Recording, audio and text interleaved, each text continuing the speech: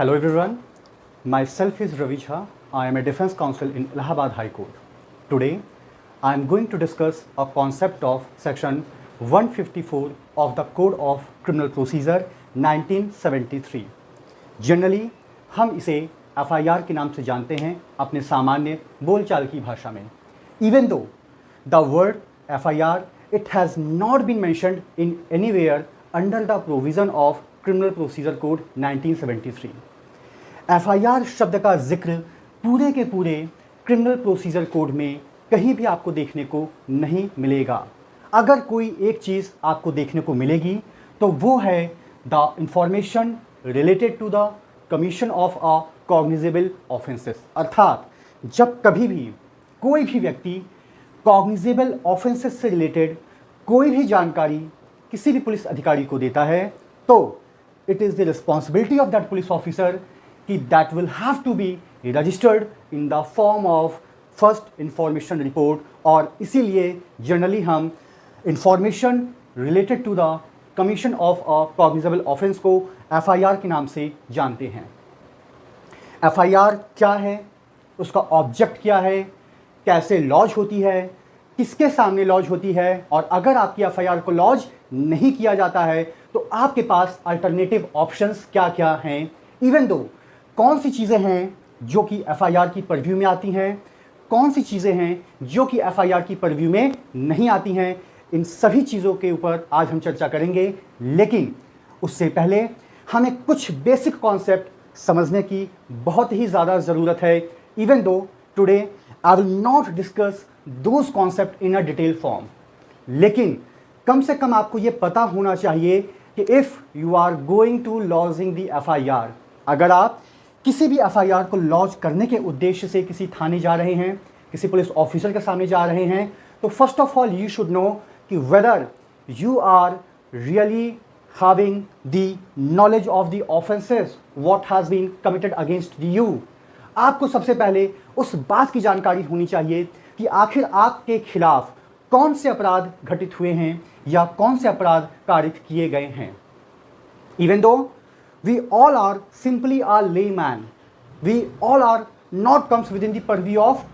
lawman. एक lawman जो होता है उसे तो जानकारी है कि किन केसेस में FIR लॉन्च हो सकती है, किन केसेस में FIR लॉन्च नहीं हो सकती और वहाँ पे अल्टरनेटिव ऑप्शंस क्या क्या हैं. लेकिन एक लेमैन के लिए ये जानना और समझना दोनों ही काफ़ी हद तक बहुत ही मुश्किल होता है कि उसकी किस बात को FIR के रूप में दर्ज किया जाएगा और किस बात को FIR के रूप में दर्ज नहीं किया जाएगा.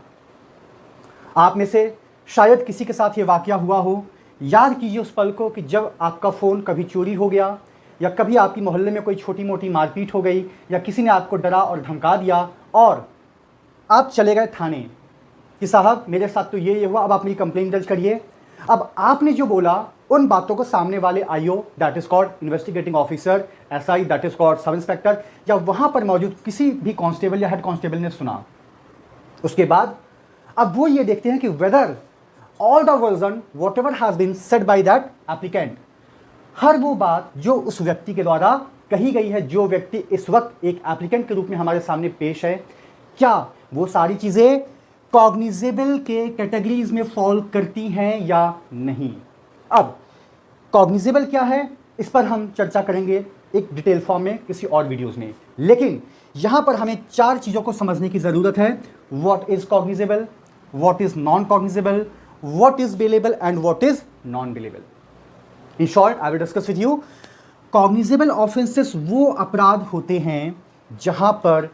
पुलिस वाला इमीडिएट FIR लॉन्च करने के लिए या दर्ज करने के लिए बाध्य होता है एज पर the schedule of the code of criminal procedure 1973. यहाँ पर जैसे ही पुलिस वाले को जानकारी मिलती है कि कोई भी संज्ञेय अपराध हुआ है, अर्थात एक ऐसा अपराध हुआ है जिसकी पनिशमेंट वाकई में सीवियर है, जो वाकई में सोसाइटी को अफेक्ट कर रहा है, जो वाकई में इस ग्रीवियंस लेवल का है कि अगर उसके ऊपर हमने तुरंत इन्वेस्टिगेशन नहीं किया, उसके ऊपर हमने तुरंत कार्यवाही नहीं की तो शायद एक बड़ा हादसा हो सकता है. नॉन कॉग्निजेबल वो केसेस होते हैं या वो अपराध होते हैं जहां पर जनरली पुलिस वाले एक NCR को दर्ज कर लेते हैं, that is called non cognizable report, लेकिन वो इस मैटर में इन्वेस्टिगेशन को स्टार्ट कर ही नहीं सकते जब तक कि कंसर्न जुडिशियल मजिस्ट्रेट से उनको ऑर्डर रिसीव नहीं हो जाता है कि mister IO start your investigation. तो आप बस ये समझ कर चलिए कि संज्ञेय अपराध या कॉग्निजेबल ऑफेंस एक गंभीर प्रकृति या एक सीरियस नेचर के ऑफेंसेस होते हैं जहां पर the police authority they will not wait the order which he might can receive from the side of the judicial magistrate। यहाँ पर बिना जुडिशियल मजिस्ट्रेट की इजाज़त के बगैर ही वो इन्वेस्टिगेशन को भी स्टार्ट कर सकता है, वो किसी व्यक्ति को भी गिरफ्तार कर सकता है, उसके लिए उसको किसी भी जुडिशियल वारंट की ज़रूरत नहीं है। लेकिन अगर हम नॉन कॉग्निजेबल केसेस की बात करें तो यहाँ पर this is the responsibility of that police officer कि until and unless he will not get a valid order from the side of the judicial magistrate, he will not start the investigation which falls within the purview of non-cognizable offenses। जब तक कि judicial magistrate की तरफ से उसको order नहीं receive हो जाते हैं वो इन मैटर पे इन्वेस्टिगेशन को स्टार्ट कर ही नहीं सकते हैं। अब यहाँ पर दो छोटे छोटे शब्द और हैं, एक हो गया आपका बेलेबल ऑफेंस और एक हो गया आपका नॉन बेलेबल ऑफेंस। आप इसको ऐसे समझिए, बेलेबल ऑफेंस का मतलब है it's a matter of your right कि अगर बेलेबल ऑफेंस में कभी भी आपको गिरफ्तार किया जाता है by the competent police authorities तो वहां पर अगर आप उनकी बेसिक टर्म्स एंड कंडीशंस को फुलफिल करते हैं तो you will be released immediately. I think there is a no need to throw out behind the bar. आपको वहां पर जेल भेजने की जरूरत नहीं है अगर आपने जो ऑफेंस कमिट किया है वो एक बेलेबल ऑफेंस है और उस वक्त के उस ऑफिसर के जो टर्म्स एंड कंडीशंस हैं उसको आप फुलफिल कर रहे हैं। अगर हम नॉन बेलेबल ऑफेंस की बात करें तो ये जनरली ऐसे ऑफेंस होते हैं जहां पर bail as a matter of right आपका डिस्क्रिप्शन नहीं होता है, it's purely a description of the competent court. Ultimately the concern court they will have to decide कि whether you are really legally entitled to get released on bail और not. ये concept होता है आपका non bailable offences का। तो FIR में बहुत सारी चीज़ें इंक्लूड होती हैं और जनरली हम अपने दिमाग में चीज़ लेकर बैठ जाते हैं कि अगर वो कॉग्निजेबल ऑफेंस है तो वो ज़रूर नॉन बेलेबल भी होगा। ऐसा बिल्कुल भी नहीं है। अगर आप सेक्शन 154 सीआरपीसी को आप देखेंगे तो वहाँ पर कहीं पे भी आपको बेलेबल, नॉन बेलेबल या नॉन कॉग्निजेबल का जिक्र आपको देखने को नहीं मिलेगा। वहाँ पर बात कही गई है सिर्फ और सिर्फ कॉग्निजेबल ऑफेंसेस की, यानी कि ऐसे अपराध जो कि संज्ञेय हैं, जो कि गंभीर प्रकृति के हैं या सीरियस नेचर के हैं। यहाँ पर पुलिस ज़्यादा टाइम तक वेट नहीं कर सकती है। क्यों? क्योंकि अगर पुलिस ने ज़्यादा वक्त इसमें ज़ाया किया so there might be possibilities कि जस्टिस डिले हो सकता है या जस्टिस शायद प्रॉपर वे में ना हो। Even your investigation process has been completed. अब यहां पर अगर हम व्हाट इज एफआईआर और ऑब्जेक्ट ऑफ एफआईआर को देखें तो एफआईआर का मतलब ही होता है कि जब कभी भी कोई व्यक्ति किसी भी कॉग्निजेबल ऑफेंस से रिलेटेड जानकारी संबंधित पुलिस अधिकारी को देता है तो this is the responsibility of that अधिकारी कि वो उसकी रिपोर्ट को दर्ज करे और इसको हम एफआईआर कहते हैं जनरल सेंस के अंदर। दूसरी बात कि आखिर इसका उद्देश्य क्या है। उद्देश्य की अगर हम बात करें तो एफआईआर का जो बेसिक उद्देश्य है या जो बेसिक इसका पर्पस है वो ये है just to immediate start the investigation. क्यों? क्योंकि अगर कॉग्निजेबल ऑफेंस पुलिस ऑफिसर्स को लग रहा है कि वाकई में that offence falls within the purview of cognizable nature तो जब तक वो एफआईआर को लॉन्च नहीं कर लेगा he has not any kind of authority as well as power कि वो इन्वेस्टिगेशन को स्टार्ट कर सके। तो सिर्फ कॉग्निजेबल केसेस में इन्वेस्टिगेशन को स्टार्ट करने के लिए हमें एफआईआर इमीडिएट लॉन्च करने की ज़रूरत होती है। क्यों? क्योंकि जब कभी भी कोर्ट में ट्रायल चलेगा तो वहाँ पर फर्स्ट चीज़ या फर्स्ट पॉइंट जो जुडिशियल मजिस्ट्रेट ऑब्जर्व करते हैं वो ये करते हैं कि घटना किस दिन कितने बजे की थी और आपकी एफआईआर किस दिन और कितने बजे लॉन्च की गई है, और दूसरी बात कि घटना स्थल से संबंधित पुलिस थाना क्षेत्र की दूरी क्या थी। क्योंकि जितना ज़्यादा आप एफआईआर को लॉन्च कराने में आप डिले करेंगे उतना ही ज़्यादा एक प्रिजम्पशन माइंड में बैठा जाता है कि you are trying to fabricate a narrative of false stories. ऐसा हो सकता है कि आप एक फॉल्स स्टोरी को क्रिएट कर सकें। तो कॉग्निजेबल केसेस में सबसे पहले ये देखा जाता है कि घटना कितने बजे की है, किस वक्त की है, और उसके बाद ये भी देखा जाता है कि एफआईआर कितने घंटे के बाद लॉन्च की गई थी संबंधित थाने के अंदर। जितना ज़्यादा डिले होगा उतना ही ज़्यादा एक फॉग क्रिएट होगा in the mind of the judiciary कि आखिर क्या वजह थी कि थाना भी नज़दीक है, 100 डायल की सुविधा भी है, लेकिन उसके बाद भी एफआईआर को बहुत ही ज़्यादा डिले लॉन्च करवाया गया है। अब यहाँ पर समझने वाली बात है कि सेक्शन 154 को अगर हम गौर से देखें तो यहाँ पर बात की जाती है इंफॉर्मेशन का संबंध है उस जानकारी से जो कि कॉग्निजेबल ऑफेंसेस की कैटेगरीज में फॉल हो रही है, अर्थात नॉन कॉग्निजेबल केसेस में एफआईआर लॉन्च जनरली नहीं होती है।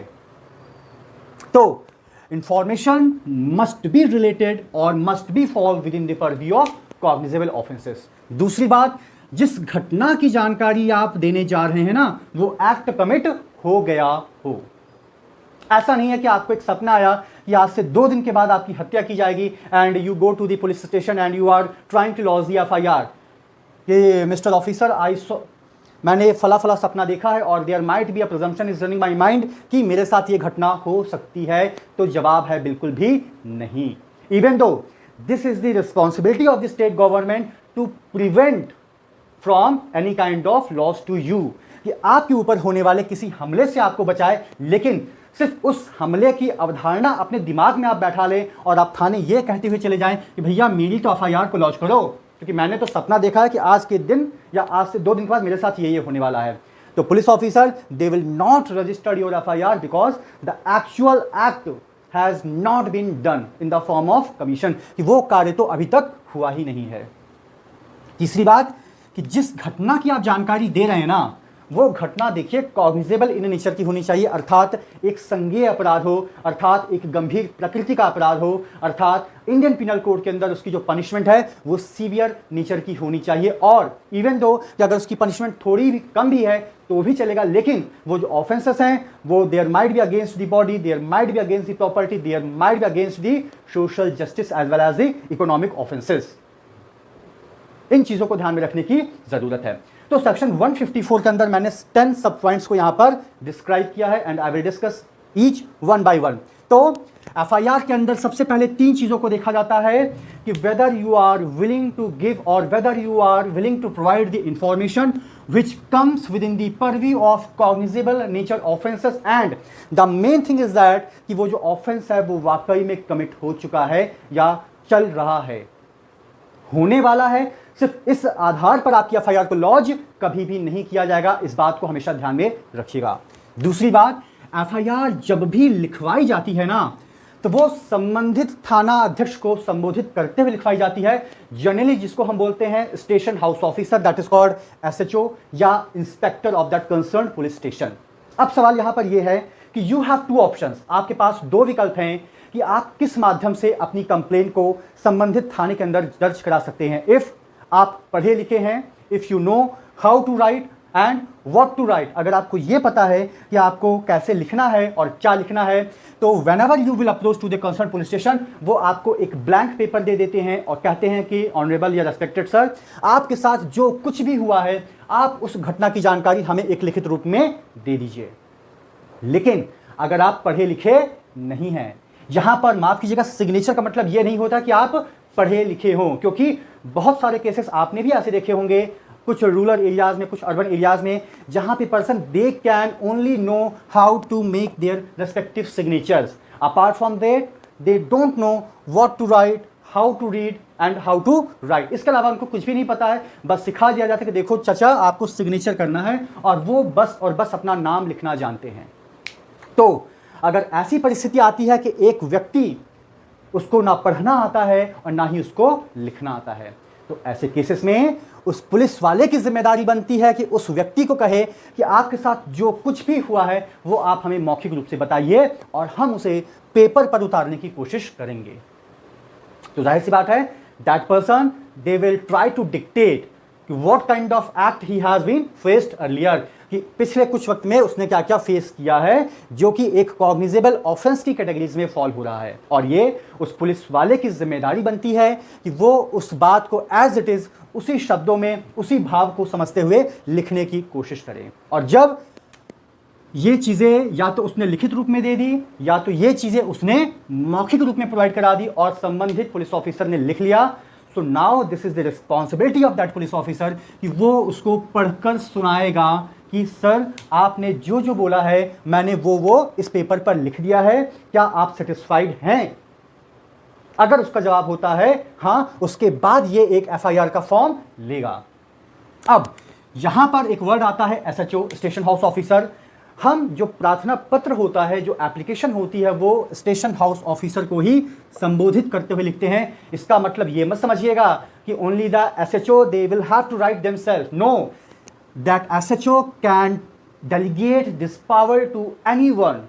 Who is doing their job under his supervision. वो कोई इन्वेस्टिगेटिंग ऑफिसर हो सकता है, वो कोई दरोगा हो सकता है, वो कोई कांस्टेबल हो सकता है, वो कोई हेड कांस्टेबल हो सकता है। यानी कि एसएचओ अपने हाथ से आपके द्वारा दिए गए हर एफआईआर को लिखेगा नहीं, बिकॉज उसके पास और भी बहुत सारे काम होते हैं। तो जनरली क्या होता है, एसएचओ को जानकारी देते हुए कोई भी दरोगा रैंक का अफसर, कोई भी हेड कांस्टेबल या जो भी पुलिस ऑफिसर उस वक्त वहां पर मौजूद है, वो उस एफआईआर को लिखेगा और उसके बाद फाइनली इसके ऊपर स्टेशन हाउस ऑफिसर के साइन होते हैं और उस थाने की मोहर लगती है, जिसको हम बोलते हैं स्टैम्प।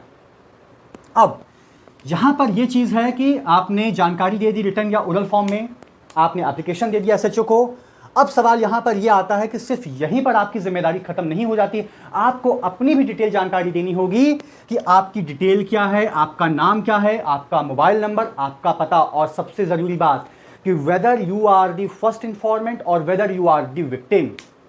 ऐसा हो सकता है कि जो विक्टिम और जो फर्स्ट इन्फॉर्मेंट हो, कई सारे केसेस में एक ही होते हैं, लेकिन ऐसा भी हो सकता है कि विक्टिम कोई और हो और फर्स्ट इन्फॉर्मेंट कोई और हो, क्योंकि जनरली फर्स्ट इन्फॉर्मेंट वो व्यक्ति होता है जिसने उस घटना को देखा हो या अपने कानों से सुना हो और वो इमीडिएट कंसर्न पुलिस ऑफिसर को उस घटना की जानकारी देता है। तो ऐसा बिल्कुल भी मत समझिएगा कि विक्टिम और फर्स्ट इन्फॉर्मेंट दोनों सेम होते हैं, दोनों बहुत सारे केसेस में अलग अलग भी हो सकते हैं। अब सवाल यह आता है कि जो स्टेटमेंट आपने वहां पर रिकॉर्ड कराया है under the provision of section 154 of the code of criminal procedure 1973, आपकी एफआईआर लॉन्च हो गई, ठीक है। अब यहां पर फिर उस पुलिस वाले की जिम्मेदारी बनती है कि जो कुछ भी आपने लिखाया है उस इंटायर सब्सटेंस को, उनके पास एक डायरी होती है जो कि स्टेट गवर्नमेंट की तरफ से उनको प्रोवाइड कराई जाती है हर साल। उस अप्रोप्रिएट डायरी में they will have to enter all the substance whichever has been mentioned by you in the form of FIR, ताकि उनके पास एक रिकॉर्ड मेंटेन हो सके, ताकि वो शासन को एक रिपोर्ट भेज सके कि इस साल या इस महीने हमारे थाने में कितनी रिपोर्ट दर्ज हुई है, जिसको जनरली हम कहते हैं NCRB, national crime record bureau. आपने देखा होगा कि जब कभी भी देश या राज्य के अंदर चुनाव होते हैं, चाहे वो लोकसभा के हों चाहे वो विधानसभा के हों, तो हर सरकार अपनी अपनी उपलब्धियों को गिनाती है और वो ये भी गिनाती है कि हमारे शासनकाल में कितने अपराध कम हुए या उनमें कितने प्रतिशत की कमी आई। तो वो जानकारी इनको कहाँ से मिलती है? वो जानकारी उनको उसी डायरीज के माध्यम से दी जाती है जो कि खुद राज्य सरकार की तरफ से प्रोवाइड कराई जाती है डिफरेंट स्टेशन ऑफिसर्स को, और उसका पूरा एक रिकॉर्ड बनता है। उसके बाद वो पूरा का पूरा रिकॉर्ड मुख्यमंत्री के पास जाता है, उनके जो ऑफिसर कंसल्ट होते हैं, और उसके बाद वो एक डेटा को मेंटेन करते हैं, जिसको जनरली हम कहते हैं national crime record bureau NCRB। ये सारी चीज़ों का लेखा जोखा रखता है ऑन द डेली बेसिस कि आज कितनी FIR लॉन्च हुई, उसमें कितनी कॉग्निजेबल है, क्योंकि नॉन कॉग्निजेबल केसेस में FIR तो लॉन्च होती नहीं है, तो उसकी हम NCR करवा देते हैं, नॉन कॉग्निजेबल रिपोर्ट करवा देते हैं। उसके बाद ट्रायल की क्या पोजीशन है, कितने लोगों को अभी तक सजा दे दी जा चुकी है, कितने लोगों का पेंडिंग है, इन सारी चीज़ों की जानकारी from time to time this is the responsibility of the state government कि they will have to take it. तो यहाँ पर जो सब्सटेंस जो कि आपने FIR के रूप में दर्ज कराया है ना, अब उसकी पूरी की पूरी एक एंट्री उस स्टेशन के अंदर जो मौजूद डायरी है जो कि राज्य सरकार की तरफ से उनको दी गई है, उस डायरी में उस पूरे के पूरे सब्सटेंस को मेंशन किया जाएगा प्रॉपर तरीके से। अगर आपने एक पिंक मूवी देखी होगी अमिताभ बच्चन साहब की, तो उसमें देखा होगा आपने कि FIR लॉन्च नहीं हुई, लेकिन वो जो लेडी इंस्पेक्टर थी उसने बहुत ही खूबसूरती से बस 2 लाइनों में उस घटना की एक संक्षिप्त जानकारी दे दी, जो जानकारी तापसी पन्नू जो कि उस फिल्म में अभिनेत्री का रोल अदा किया था उसके माध्यम से प्रोवाइड कराई गई थी, जिसको अमिताभ बच्चन ने at the time of trial as in the form of question raise कर दिया कि जब एक व्यक्ति का पर्स चोरी हो गया तो आपने उसकी जानकारी को लगभग आधे पेज में लिखा, लेकिन वही एक व्यक्ति जो आपके थाने में आ रहा है और वो ये कह रहा है कि उसके ऊपर अटेम्प्ट टू मर्डर हुआ है, या उसकी हत्या करने की कोशिश की गई है, या उसके ऊपर हमला किया गया है, और उस जानकारी को महज आपने 2 लाइन में कैसे सिमटा दिया? क्योंकि वहां पर उस पर्टिकुलर सीन में 2 लाइन ही बची थी और उसको अपने आप को भी क्लीन रिकॉर्ड रखना था, मेंटेन करना था। अब यहां पर अगली चीज ये आती है कि यहां पर हमने कुछ स्पेशल प्रिविलेजेस विमेन के अगेंस्ट हमने विमेन को दे रखी हैं। सपोज अगर कोई महिला है, कोई फीमेल है, अगर उसके अगेंस्ट कोई ऑफेंस या तो कमिट होता है या तो कमिट करने का प्रयास किया जाता है, बात को समझिएगा, या तो ऑफेंस कमिट हुआ या तो कमिट करने का प्रयास किया गया, दोनों ही अलग अलग चीजें हैं। एक में actual commission of the offence execute हो चुका है और दूसरे में जस्ट अटेम्प्ट हुआ। तो यहां पर कहा गया है कि अगर वो offence section 326A, 326B, 354, 354A, B, C and D, 376, 376E और 509 of the Indian penal code के परव्यू में आता है। तो ऐसे धाराओं को ध्यान में रखते हुए only the women police officer, only they have a right to register an FIR if the informant, if the victim is female against whom such and such kind of offense has been either committed or tried to attempted। अब ये offenses कौन कौन से हैं? 326A और B को अगर आप थोड़ा सा गौर से देखेंगे तो ये वो ऑफेंसेस हैं जो कि एसिड अटैक से डील करते हैं। 354 assault, A, B, C, D, stalking हो गया, इसके अंदर वायोलिज्म हो गया कि आप किसी प्राइवेट प्लेस पे हैं और वहां पर आप अपने अलावा किसी और को नहीं देखना चाहते हैं, डिस्पाइट ऑफ दैट कोई एक ऐसा व्यक्ति आपकी प्राइवेसी में इंटरफेयर कर रहा है और वो आपको मॉनिटर कर रहा है, आपके साथ असॉल्ट हो रहा है। दूसरी चीज 375 जो रेप को डिफाइन करता है, लेकिन उसकी पनिशमेंट 376 के सभी क्लॉजेस में डिटेल पूर्वक दी गई है। अपार्ट फ्रॉम दैट 376 आपके रिपीट ऑफेंडर्स की बात कर रहा है और 509 बात कर रहा है क्रिमिनल इंटिमिडेशन, यानी कि अगर किसी महिला के साथ इनमें से कोई भी अपराध कमिट होता है या अटेम्प्ट भी होता है तो इस महिला की जो FIR दर्ज होगी वो होगी सिर्फ और सिर्फ एक विमेन पुलिस ऑफिसर के ही द्वारा।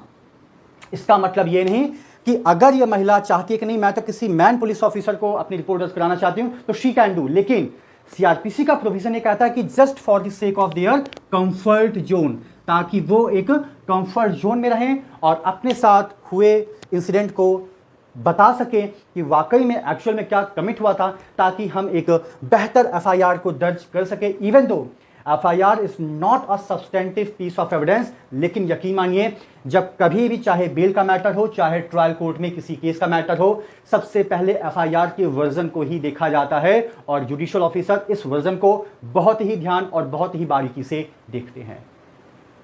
तो यहां पर एक विमेन पुलिस ऑफिसर हर थाने में अपॉइंट की जाती हैं जिसकी जिम्मेदारी है कि अगर उसके सामने इन ऑफेंसेस से रिलेटेड अगर कोई विमेन आती है तो वो उसको बैठाए, उससे बात करे और उसकी रिपोर्ट को दर्ज करे। लेकिन अगर इनके अलावा 326 से लेके 509 जिनका जिक्र मैंने आपके सामने किया है, इनके अलावा अगर और कोई ऑफेंस आता है इंडियन पिनल कोड या अदर लॉज की परव्यू में, तो वहां पर यह कोई मैंडेट प्रोविजन नहीं कि सिर्फ वुमेन पुलिस ऑफिसर आपकी एफआईआर को लॉन्च करेगी, वो कोई भी कर सकती है या कोई भी कर सकता है। लेकिन सिर्फ इन सेक्शंस को ध्यान में रखते हुए यह कहा गया है कि नहीं, यहां पर the presence of women police officer is a mandate provision. और अगर विमेन पुलिस ऑफिसर वहां पर अवेलेबल नहीं है तो कोई भी विमेन ऑफिसर जो कोई भी वहां पर अवेलेबल होगी, this is the responsibility of that women police officer कि she will have to register and the FIR. Generally we call them information related to the commission of a cognizable offenses. अब यहां पर एक दूसरी चीज है कि लेट्स सपोज जिस महिला के साथ 326A, 326B, 354, 354A, B, C and D, 376 के सभी ऑफेंसेस, 376E और 509, अगर इनमें से कोई भी ऑफेंस कमिट हुआ है या तो अटेम्प्ट हुआ है और अगर वो महिला मेंटली और फिजिकली रूप से एबनॉर्मल है या मेंटली रिटार्टेड है, बात को समझने की कोशिश कीजिएगा। यहां भी महिला है, यहां भी महिला है, लेकिन फर्क क्या है कि यहां पर जो महिला है वो मेंटली और फिजिकली रूप से उस वक्त फिट है, even though that women might be in trauma. ऐसा हो सकता है कि उसके दिल और दिमाग में वो सारी चीजें चल रही हों, लेकिन यहां पर जिस महिला के लिए स्पेशल प्रोविजन दिया गया है वो महिला एज पर दी मेडिकल बोर्ड मानसिक या शारीरिक रूप से विकलांग है, या विक्षिप्त आप कह सकते हैं, या मेंटली रिटार्डेड कह सकते हैं। तो जब कभी भी पुलिस को जानकारी मिलती है कि इन तरह की किसी भी महिला के साथ अगर इनमें से मेंशन्ड कोई ऑफेंस कमिट हुआ है या उसका अटेम्प्ट भी किया गया है, तो this is the responsibility of that police officer कि वो अपने साथ महिला पुलिस ऑफिसर को लेकर उस महिला के घर पर जाए या उस जगह पर जाए जहां पर वो महिला उस वक्त रह रही है, ताकि उसके कंटेंशन को, ताकि उसके स्टेटमेंट को इन द फॉर्म ऑफ FIR दर्ज किया जा सके। Because this is not practically possible for that lady who is physically or mentally retarded कि she can come and over to the station house officer and she can dictate whatever the grievances she has। ऐसा कोई mandate provision बिल्कुल भी नहीं है। हाँ, अगर वो आना चाहती है, इस काबिल है कि वो आ सकती है, तो उसका स्वागत है, लेकिन अगर ऐसी सिचुएशन नहीं है तो पुलिस ऑफिसर वो उस महिला के घर पर जाएंगे और उसकी रिपोर्ट को दर्ज करेंगे। अब यहां पर सवाल क्या है कि अगर वो महिला फिजिकली रूप से विकलांग है, वो चल नहीं सकती, फिर नहीं सकती, या मूक बधिर है, या अगर वो मानसिक रूप से विक्षिप्त है, तो अब how the police officer will actually get it know कि उस महिला के साथ हुआ क्या था, या how can you sure about that कि वो महिला जो कहना चाहती है क्या उसी सेंस में वो पुलिस ऑफिसर उस बात को समझ पाएगा? शायद नहीं और शायद हाँ भी। तो इस तरह का कोई डायलेमा ना हो, कोई कंफ्यूजन ना हो, इन चीज़ों को ध्यान में रखते हुए उस स्पेशल विक्टिम को ध्यान में रखते हुए पुलिस ऑफिसर अपने साथ एक स्पेशल एजुकेटर भी साथ लेकर जाते हैं। दैट मीन्स एक ऐसा व्यक्ति जो उस महिला की बात को बेहतर तरीके से समझ सके और as it is police officer को कन्वे कर सके कि वाकई में इस महिला के साथ ये हुआ है या ये महिला वाकई में ऐसा कहना चाह रही है। That means he will actually play the role of translator। उस विक्टिम या उस महिला ने जो कहा, जिस शब्दों में कहा, जिस भाषा में कहा, जिस भाव से कहा, वो स्पेशल एजुकेटर उन सारी चीज़ों को समझेगा और बिना उसके क्रक्स को डाइवर्ट किए या छेड़छाड़ करते हुए वो क्या करेगा, स्टेशन हाउस ऑफिसर या जो भी कंसर्न विमेन पुलिस ऑफिसर वहाँ पर मौजूद होगी वो उसको बताएगा। और इस दौरान जस्टिस प्रॉपर तरीके से हो, FIR के कंटेंशन को लेके कोई कंफ्यूजन ना हो। कोशिश ये की जाती है कि उस इंटायर प्रोसीडिंग की वीडियोग्राफी होती है। That means the moment when that victim is trying to speak, the moment when victim is trying to explain by her conduct, उस पूरे के पूरे जो कंडक्ट होते हैं, जो एक्टिविटीज़ होती हैं, उनकी वीडियोग्राफी कराई जाती है और उसका भी एक रिकॉर्ड बनता है जिसको हम केस डायरी में जगह देते हैं। सिर्फ इसलिए ताकि हम ये श्योर हो सकें और जुडिशियल मजिस्ट्रेट भी ये श्योर हो सकें कि उस महिला जो कहना चाह रही थी हमने उसी को FIR के वर्जन में लिखने की कोशिश की है, ताकि एक सर्टेनिटी बनी रहे, कोई एम्बिग्यूटी ना हो और जस्टिस के पार्ट से कोई भी लैकुना ना हो। And once your FIR has been lodged, ठीक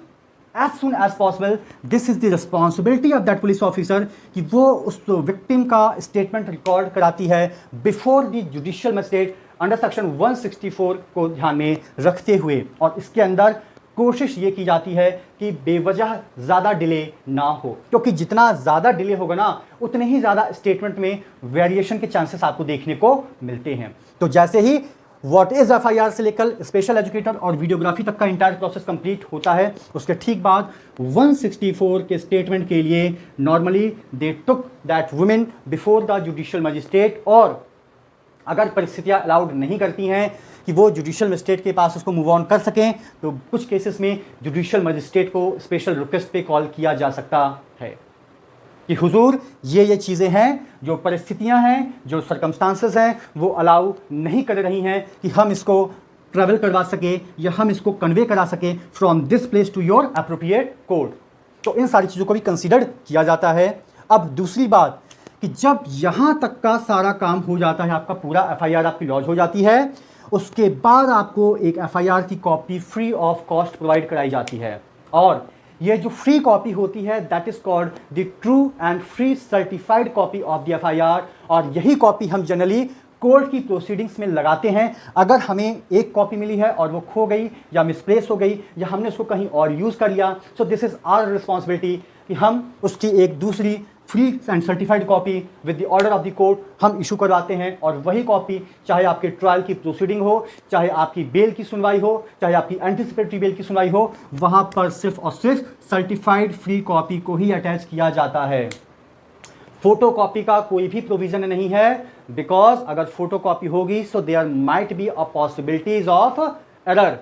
there might be a possibilities of fabricating a different stories, because nobody is going to check with the original one. तो साफ साफ कोर्ट यहां पर कहती है कि we require not photo copy but only the free and certified copy which has been issued by the competent court, because you will get only a one copy that is called free copy of the FIR. अब ये तो वो चीजें हो गई कि आप थाने गए, पुलिस ऑफिसर आपको मिले, उन्होंने आपकी बात को सुना, समझा, और वो इस निष्कर्ष पर पहुंचे कि that offence falls within the purview of cognizable in nature. Cognizable nature का ऑफेंस है, और as per the direction of the supreme court हमें ज्यादा डिले नहीं करना चाहिए, and immediately they will launch the FIR, they will register the FIR बिना delay किए हुए। लेकिन अब सपोज करिए कि अगर आपकी FIR को लॉन्च नहीं किया गया, या पुलिस वाले आपको टाल मटोल कर रहे हैं, या वो आपको बेवजह का वेट करवा रहे हैं, वो ये कह रहे हैं कि साहब राउंड पे गए हैं, आप कल आइएगा, परसों आइएगा, साहब को तो FIR लॉन्च करनी नहीं है, साहब को तो सिर्फ आपको संबोधित करना है ना। और ऐसा भी तो कहीं रूल है नहीं कि अगर थाने में SHO साहब अवेलेबल नहीं रहेंगे तो आपकी FIR को लॉन्च नहीं किया जाएगा, ऐसा भी कोई रूल CRPC में तो मेंशन है नहीं। तो ऐसे केसेस में जब कभी भी एक व्यक्ति को लगता है कि उसके साथ कोई कॉग्निजेबल ऑफेंस या तो कमिट हुआ है या तो उसका अटेम्प्ट किया गया है, लेकिन वो कंटीजेंट नहीं होना चाहिए कि भविष्य में होगा, उसके लिए मैं अभी आ रहा हूं प्रिकॉशन के रूप में, नो। तो वहां पर वो क्या करेगा, उसके साथ जो कुछ भी हुआ है ना, उसको एक कंप्लेन के रूप में ड्राफ्ट करेगा और उसको उस एरिया के सुपरिटेंडेंट ऑफ पुलिस के पास बाय कुरियर भेज देगा। That is called generally SP, police अधीक्षक हम उसको जनरली कहते हैं। SP को भेज दिया। अब जब SP साहब के पास वो लिफाफा जाएगा, वो लेटर जाएगा, तो वो जाहिर सी बात है उस लिफाफे को पढ़ेंगे। SP साहब से पढ़ने का मतलब यह है कि उनके जो नीचे जो सबऑर्डिनेट ऑफिसर्स हैं ना, only they will broke the लिफाफा, they will take it and they will read it, and अगर उनको लगता है कि वाकई में जो घटना हमें एक पत्र के माध्यम से दी गई है वो एक कॉग्निजेबल इन नेचर की है, तो इमीडिएटली वो सुपरिटेंडेंट ऑफ पुलिस साहब को बताएंगे कि साहब ऐसे ऐसा एक हमें लेटर रिसीव हुआ है और इसमें इन बातों का जिक्र किया गया है। अगर SP को लगता है कि वाकई में, तो वो क्या करेगा, वो संबंधित थाने को आदेश कर देगा for the purpose of registering the FIR, और अगर नहीं तो वो किसी और भी पुलिस ऑफिसर की ड्यूटी लगा देगा for the purpose of the investigation. और आपको पता होना चाहिए बहुत ही अच्छे तरीके से कि क्रिमिनल ज्यूरिस्प्रूडेंस के अंदर बिना FIR लॉन्च किए हुए कॉग्निजेबल केसेस में आप इन्वेस्टिगेशन को स्टार्ट कर ही नहीं सकते हैं। और अगर आपने इन्वेस्टिगेशन पहले स्टार्ट कर दी और उसके बाद आपने FIR लॉन्च की है अपने पर्सनल नॉलेज पे या with the statement of the 161 of the different provisions, तो वहां पर एक क्रेडिबिलिटी आप कहीं ना कहीं अपनी खो रहे हैं। तो इसीलिए कहा जाता है कि अगर आपको प्राइमा फेसाई लग रहा है कि that case comes within the purview of cognizable offences, immediate you have to registered an FIR। उसके बाद आप इन्वेस्टिगेशन करिए, उसको कंप्लीट करिए, चार्जशीट सबमिट कीजिए, उसके बाद कोर्ट में भेजिए, कोर्ट कॉग्निजेंस लेगी, कोर्ट को लगेगा they will start the trial. अब यहाँ पर एक चीज़ हमें समझने की और ज़रूरत है कि वो कौन कौन सी बातें हैं जो कि FIR के परव्यू में आती हैं और वो कौन सी बातें हैं जो कि FIR की परव्यू में नहीं आती हैं। तो FIR का सिंपल सा मतलब है the disclosure must relate to the commission of a cognizable offence, कि जो कोई भी वो व्यक्ति, चाहे वो विक्टिम हो या वो फर्स्ट इन्फॉर्मेंट हो, अगर वो डिस्क्लोज कर रहा है, अगर वो कम्युनिकेट कर रहा है to the concern police officer, तो वो in the eyes of the law that must be fall within the purview of cognizable offences. दूसरे पॉइंट की बात करें तो यहां पर यह कह रहा है कि इट शुड नॉट बी वेग एंड द इंडेफिनिट, यानी कि जो कुछ भी आप बता रहे हैं ना वो हाइपोथेटिकल कोई स्टोरी नहीं होनी चाहिए, उसका एक डेफिनेट सेंस होना चाहिए। अगर आपको उस व्यक्ति का नाम पता है जिसने आपके ऊपर अटैक किया है तो बहुत अच्छी बात है, आपको उसका नाम बताना है। और अगर आपको नहीं पता है तो ऐसा नहीं है कि आपकी FIR लॉन्च नहीं होगी, FIR लॉन्च होगी। अज्ञात के नाम से एफआईआर लॉन्च होती है। आपने अगर न्यूज़पेपर अगर आप पढ़ते हैं तो वहाँ पर आपको कई बार देखने को मिलेगा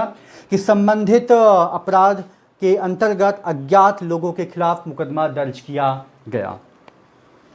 तीसरे पॉइंट की बात करें तो एफआईआर देने वाला इंसान ज़रूरी नहीं है कि वो विक्टिम ही हो, वो कोई भी व्यक्ति हो सकता है। Basically the person who is acquainted with the facts and the circumstances of the case. He might be victim, he might not be a victim. That is called victim and the first informant, they both carry a different interpretation. Victim वो व्यक्ति होता है जिसके साथ कुछ गलत हुआ होता है, और फर्स्ट इन्फॉर्मेंट वो व्यक्ति होता है जो कि उस घटना की सूचना सबसे पहले संबंधित पुलिस अधिकारी को देता है।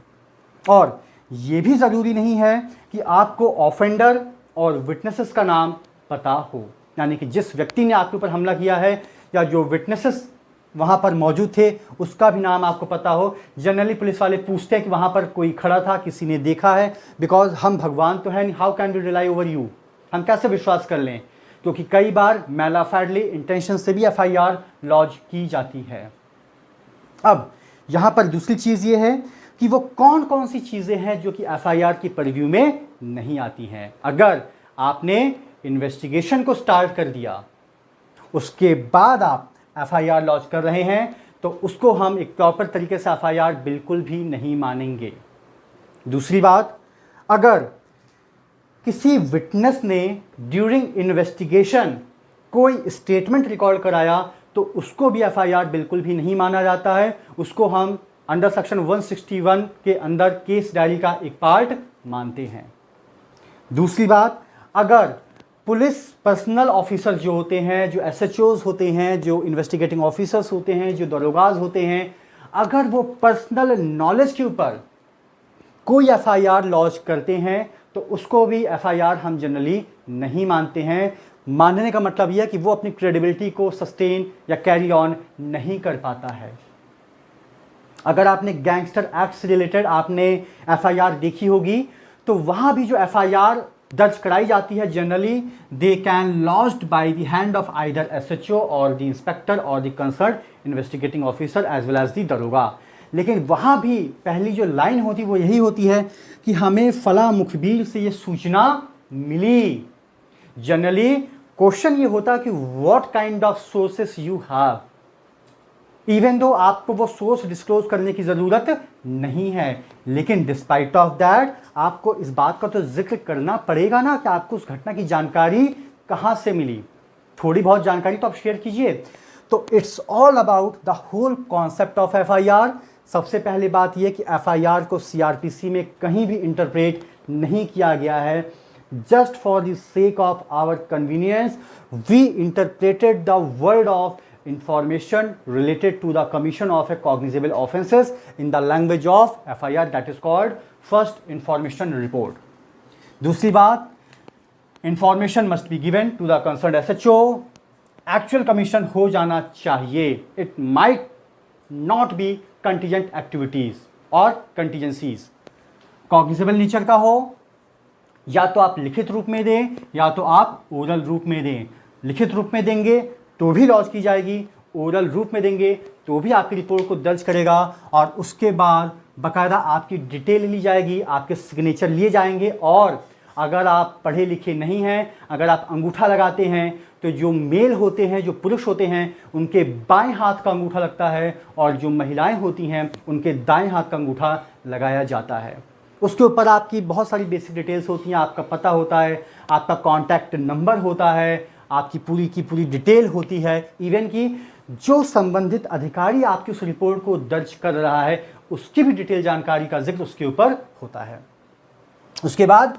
उसकी एक सेपरेट कॉपी, एक स्टेट गवर्नमेंट बुक जो कि स्टेट गवर्नमेंट जनरली इशूड करती है, उसके ऊपर उसका जिक्र होता है। सारी की सारी जानकारी को वहाँ के ऊपर हम मेंशन कर देते हैं। अगर किसी महिला के साथ इंडियन पिनल कोड के 511 सेक्शंस हैं, 511 में से अगर इनके अंदर कोई ऑफेंस या तो कमिट होता है या तो अटेम्प्ट होता है, तो इन महिलाओं की जो एफआईआर लॉन्च की जाएगी वो की जाएगी सिर्फ और सिर्फ एक महिला पुलिस अधिकारी के द्वारा। और अगर महिला पुलिस अधिकारी वहां पर मौजूद नहीं है तो किसी भी महिला अधिकारी के द्वारा उस रिपोर्ट को दर्ज किया जाएगा। अगर वो महिला मेंटली या फिजिकली रूप से दिव्यांग है तो ऐसे केसेस में पुलिस वाले खुद उसको थाने बुलाने के बजाय उसके जगह पर जाना बेहतर पसंद करेंगे ताकि उसको बेवजह की तकलीफ ना हो। और अगर उनको लगता है कि we need a person who carry a special knowledge in the field of special education facilities तो वो अपने साथ एक स्पेशल एजुकेटर को भी साथ कैरी ऑन करेंगे और उस पूरे के पूरे एक्टिविटीज़ की एंटायर वीडियोग्राफी की जाएगी ताकि हम ये श्योर हो सके कि what that lady is actually wanted to convey, we take it in the same way। दूसरी बात, ठीक उसके बाद 164 का स्टेटमेंट रिकॉर्ड कराया जाता है जो कि बिफोर दी जुडिशियल मजिस्ट्रेट होता है। वहाँ पे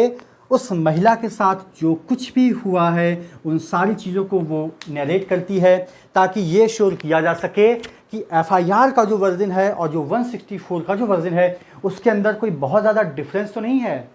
that is the main reason कि अगर आप बेल की एप्लीकेशन की हियरिंग को देखें या आप ट्रायल की एप्लीकेशन के हियरिंग को देखें तो आपको ये पता चलेगा कि जो रिलायबल क्रेडिबिलिटी होती है वो 164 को ही ध्यान में रखकर डिसाइड किया जाता है, क्योंकि यहाँ पर आपके सामने ना कोई फियर है, ना किसी प्रकार का कोई डर है, ना ही कोई संकोच है। दूसरी बात, एफआईआर की कॉपी आपको दी जाएगी बिल्कुल फ्री ऑफ कॉस्ट, लेकिन अगर उसके बाद आपको दोबारा से कोई कॉपी चाहिए, चाहे for the purpose of bail, for the purpose of trial, for the purpose of appeal और एनीथिंग एल्स, तो आपको एक